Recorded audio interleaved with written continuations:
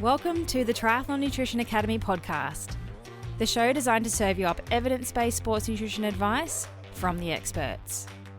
Hi, I'm your host Taryn, accredited practicing dietitian, advanced sports dietitian, and founder of Dietitian Approved. Listen as I break down the latest evidence to give you practical, easy to digest strategies to train hard, recover faster, and perform at your best. You have so much potential, and I want to help you unlock that with the power of nutrition. Let's get into it. Hello, and welcome to today's episode. I've been doing lots of podcast interviews lately. It's been so fun chatting to people, and I would love to know, what do you prefer? Do you prefer interviews with other people on the TNA podcast, or do you prefer me doing solo episodes, or do you love the mix of both? So can you vote? I've created a poll for you on Spotify. It will show up under the episode's description. Cast your vote. Tell me what you like, and then I'll plan content based on what it is that most people like to listen to. So today you are stuck with just me, sorry, but I have an absolute cracker for you. It's actually one of the questions that came through our Dietitian Approved crew, Stephen H., and I answered it on Coffee and Questions last week. But I really wanted to dive deeper on the podcast where I have a bit more time to chat. And I've also developed a really amazing resource for you. So I'll show you how to get that in a second. And the question is, what blood tests should you do as a triathlete or as an active individual that's training for an endurance sport? And you might have seen lots of ads for things like this lately too. I've seen lots of companies offering blood tests for athletes. And like Stephen was worried about, he's hard to know whether it's just total BS or if it's something that he's missing out on. So what I'm going to do in today's episode is give you the rundown, particularly from a nutrition perspective. That's obviously my area of expertise. But I think it's really important that you understand what you might need to do and why. And then most importantly, you need the ability to interpret those results and know what to do about it, because otherwise it's just useless. It's just more data for data's sake. And I know as triathletes, we love data and we love numbers and we always want to do everything to the absolute best of our ability. But there's no point doing something like this if there's no outcome or action as a result. And that might be to do nothing and then check again, which is totally fine. But if there is something that is needing to be corrected, you need to have the knowledge and skills to be able to correct it. Now, I do want to preface this episode with a little bit of a disclaimer. This is not personal medical advice, so please see your sports physician if you're not sure about anything.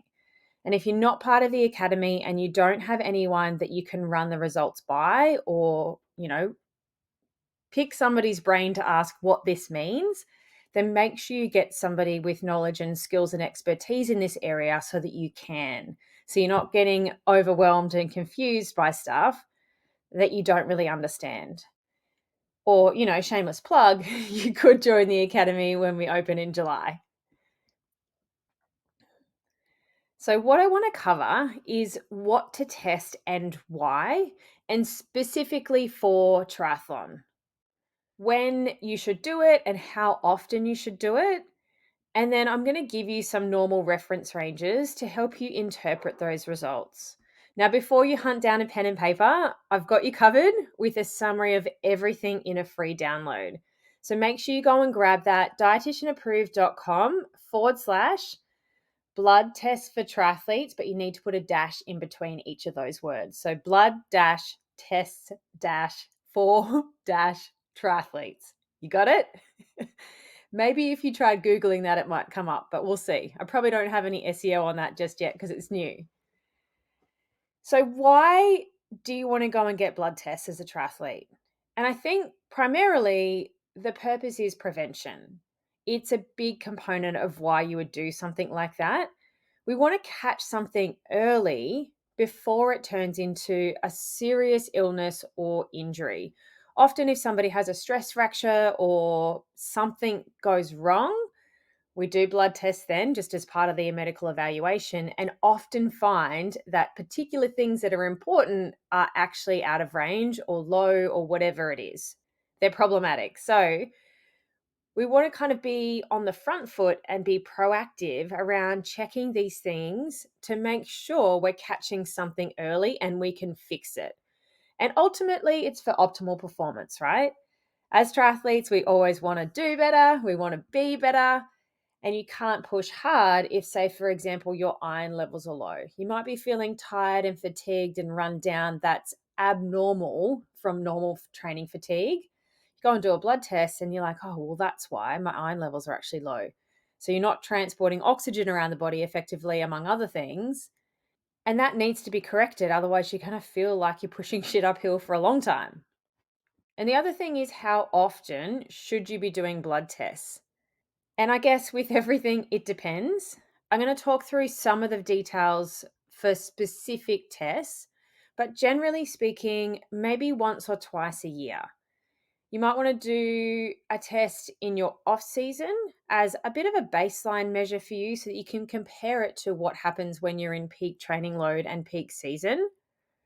And then you want to do it again in like a really heavy training volume, leading into one of your key events like your A race or the biggest volume of training, because a lot of things can't be fixed quickly. You know, we all want a magic pill or potion where it fixes something immediately or yesterday. But say something like iron, our red blood cell turnover is 3 months. So it's not going to rectify itself in a week or two. So that's why we want to be proactive and catch something early if you want to perform at your best. But there's also no point just doing random things willy-nilly. You know that I really want you to focus on being strategic in your approach. Save your time, save your money, and I'll fast track you through what you actually need to do. So what are we testing? And I'm going to start a little bit more general here, and I'll try and not spend too much time here. I do get excited because I love physiology. But then we'll dive really deep into more triathlon specific things that are very important. So, generally speaking, as a medical screen, like if you have a good GP or general practitioner or a sports physician, they're going to check these things pretty much every time they do your bloods. It's just common. We want to check that you're in tip top shape, like your major organs, your whole body is functioning effectively and nothing's going awry. So typically, as part of that sort of general blood work, they'll do your LFTs or your liver function tests, or it might be called a hepatic panel. And basically, that just gives you information about the state of your liver. The other thing they'll do is a full blood count, or a complete blood count is another word for it. And it measures the number and status of your blood cells. So things like white cells, which are really important cells as part of your immune system that fight off infection, our red blood cells as well. And every red blood cell contains hemoglobin, which is a protein that carries oxygen. So we want to make sure that that is in a good range, because if that's low, we're anemic, and that's not going to feel very good when you're trying to exercise. So abnormalities in your full blood count could indicate something like anemia, or it might also indicate that you've got some physiological changes with altitude exposure. It could also indicate dehydration, that you have a viral infection or some sort of inflammatory condition. So talk to your doctor if something comes back and you have any concerns. They'll also do your UNEs, or urea and electrolytes, and that's just checking the electrolyte levels in your blood. So things like sodium, potassium, and magnesium. And that is really checking that your kidney function is working really well. It's not doing anything strange. If these things are out of balance, then it can lead to abnormal heart rhythms, which is bad, and we don't want that. But typically, if things are working effectively, then that shouldn't be out of range, unless maybe you're dehydrated or something. The other thing that they'll do sometimes, I have seen it relatively commonly with active people though, is your blood glucose levels or a blood sugar level. And it's typically a random number, which means that you haven't specifically fasted for the test. But it could also be a fasting blood glucose level, particularly if you've got a family history of diabetes or you've got some metabolic syndrome happening or things like that. But generally, a doctor will just randomly check that, and that is kind of a prompt to dive deeper if they need to. And the final thing that they generally do if you're going in for like a health screen, an annual check or something like that, is your cholesterol or your lipid profile. And what you want to get with that is your total cholesterol plus a breakdown of your good and your bad cholesterol and your triglyceride levels. And those details are actually quite important because depending on your numbers, a dietitian can give you specific recommendations to bring them back under control if you need it. Like if your triglycerides are high, which is bad, then there's specific things that you can do to rectify that. The same as if your HDL levels are low, there's other specific nutrition interventions that we can do to help with that. So the details of cholesterol, you need all of the breakdown of all the different types for it to be useful information. So those tests are a good place to start, just to generally check that you're A-okay. Your major organs are working properly, nothing is going awry, and you're in tip-top shape. You have to be mindful, though, that exercise can affect some of those results. Like I mentioned, dehydration is a big one. The other thing that happens with your liver function tests, your ALT and your AST, they can remain elevated for 7 days or more after strenuous exercise. The higher the intensity and the longer the duration of the exercise workout will result in higher peak levels, and then the levels remain higher for longer. If you're untrained, and by untrained, I mean you're either very new to the sport and you haven't done a lot of exercise training in your past, or you've been on a break or a holiday or that elusive off season and you're coming back into it, then you'll see larger and longer increases relative to somebody that's more well trained. So just be mindful. That's why I think getting a sports physician in your corner is useful because they understand the intricacies of medicine with sport and they can highlight that for you rather than worrying that your liver is going to pack it in. It's just because you've done maybe a 6-hour ride on the weekend or you've just done a race or something like that. So let's dive into some endurance athlete specific things that you're going to want to check, and I'll give you some details of that. Now, your download has all of this. So if you're getting lost and you're like, what is Taryn talking about? Go and download that resource and that'll make it all nice and clear. So the first one, and one of the most important things to check, is iron. Now, iron's important for lots of key functions in the body, including oxygen transport, energy metabolism, our brain function, and optimal immune system. Obviously, they're important for us as active people because they can impact our endurance or aerobic capacity.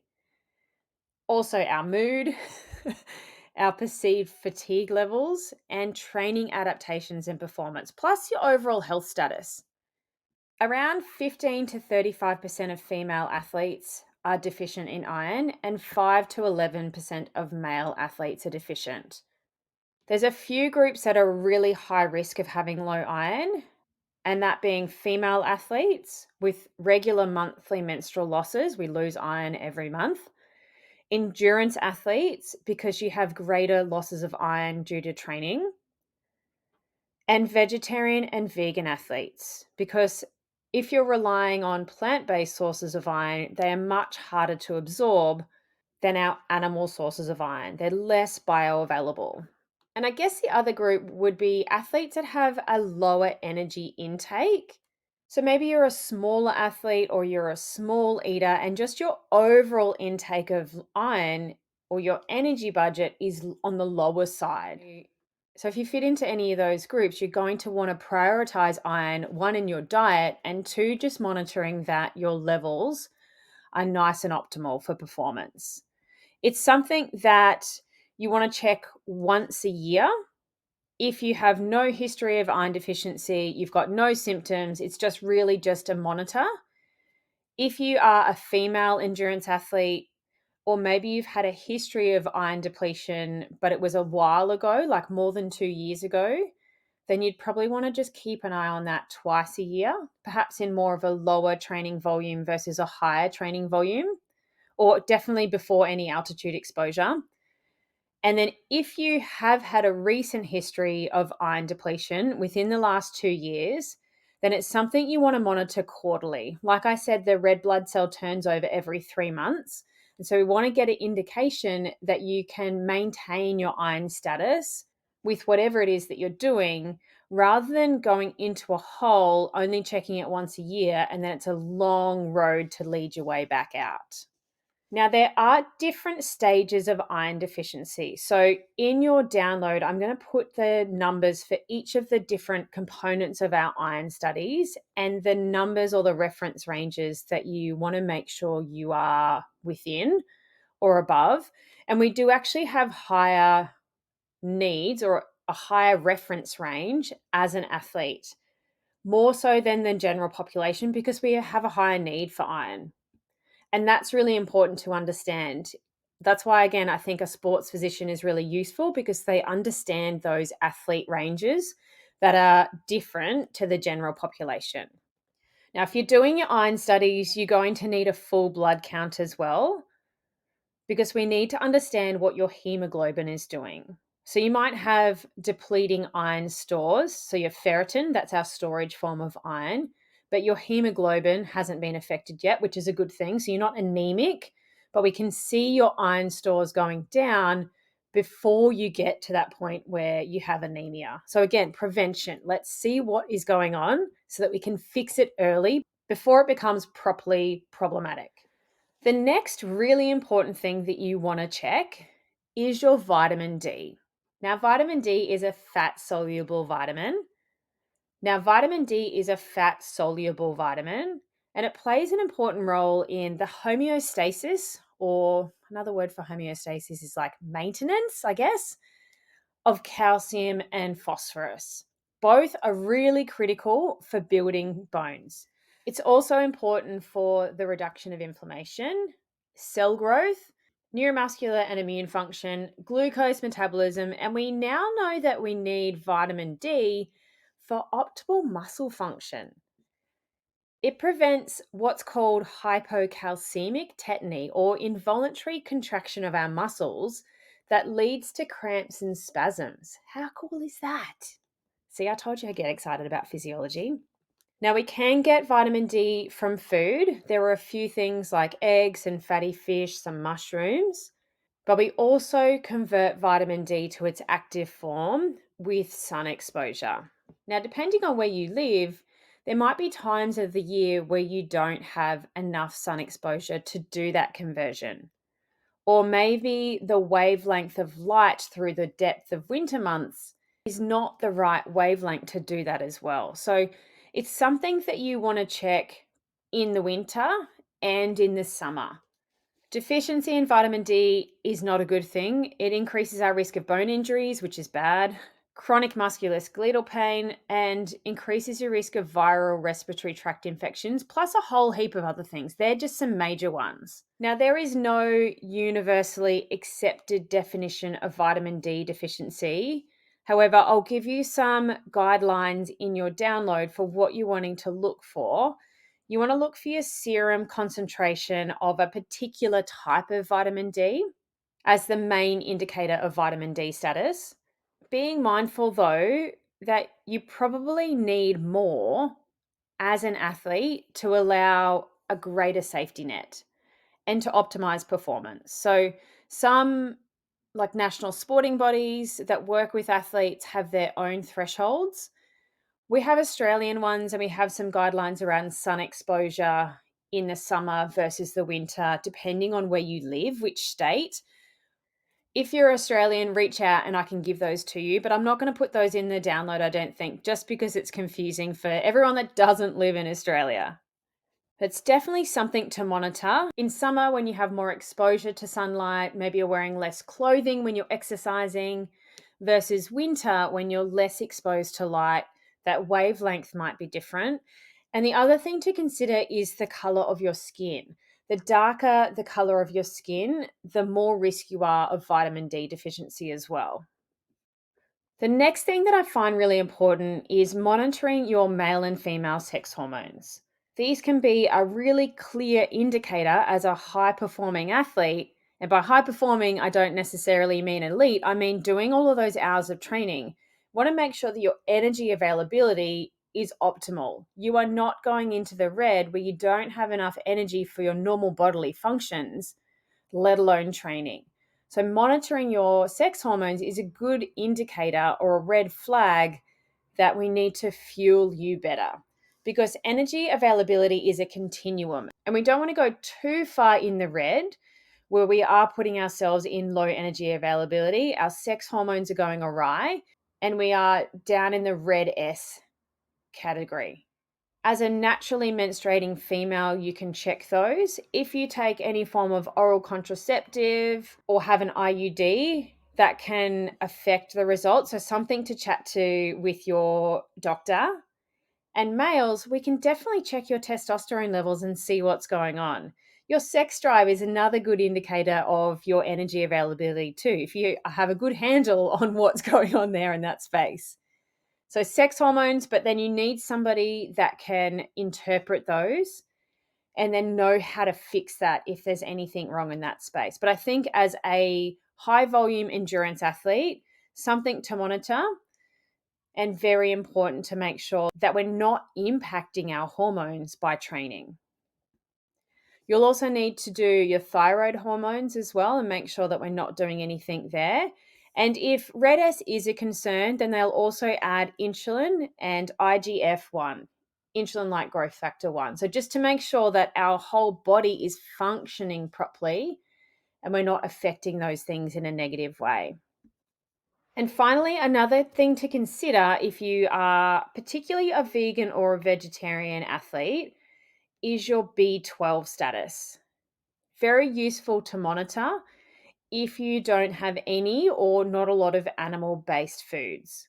It's really important for the production of red blood cells. It has many roles and it's widely distributed in food, and our stores last us for quite a long time. I don't know what it is off the top of my head, but it's in the realms of years. So it's not likely to go from optimal to suddenly really bad. It would be something that you would monitor over time and just make sure that it is not going out of range. Now, bonus tip, which isn't bloods, but a good thing to check as an endurance athlete, is your bone mineral density. That's something that you could do every 2 years and just make sure that the impact of your fueling and training isn't having a negative effect on your bone mineral density. Again, it's something we want to be more proactive about and preventative. We don't want to get to the point where we have a stress fracture, we do our bone mineral density, realize that you're osteoporotic, because then it is a long road to come back from that as well. Like, it can happen. So worth adding that to your list of things just to monitor. Also, depending on your age, the older, more masters level athlete, it's a term of endearment, you're going to want to check your bone mineral density more. But also, like we do it with the elites every 2 years too, again, just to make sure that their energy availability is good, because it's one of the things that can be negatively impacted if you're not fueling training for performance. And that's why I bang on about periodization all the time.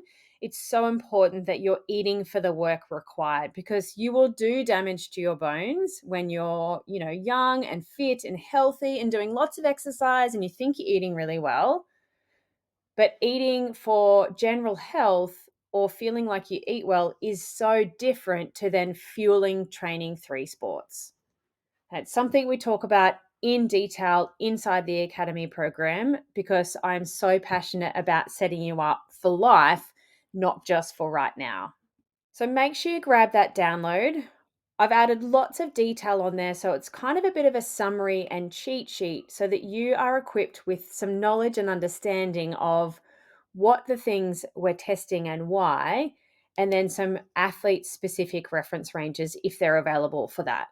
So that link again is dietitianapproved.com/blood tests for triathletes. Blood test for triathletes, but just with a dash between each of those words. Man, that's so hard to say. I should have made it so much easier. So just thinking about the practicalities of when you're doing your blood tests as well, timing can be important. So you generally want to do your tests in the morning. And not after you've done a really hectic, heavy training session in the day or few days before. Things will be different if you go and do a blood test right after an Ironman or right after a really hard race.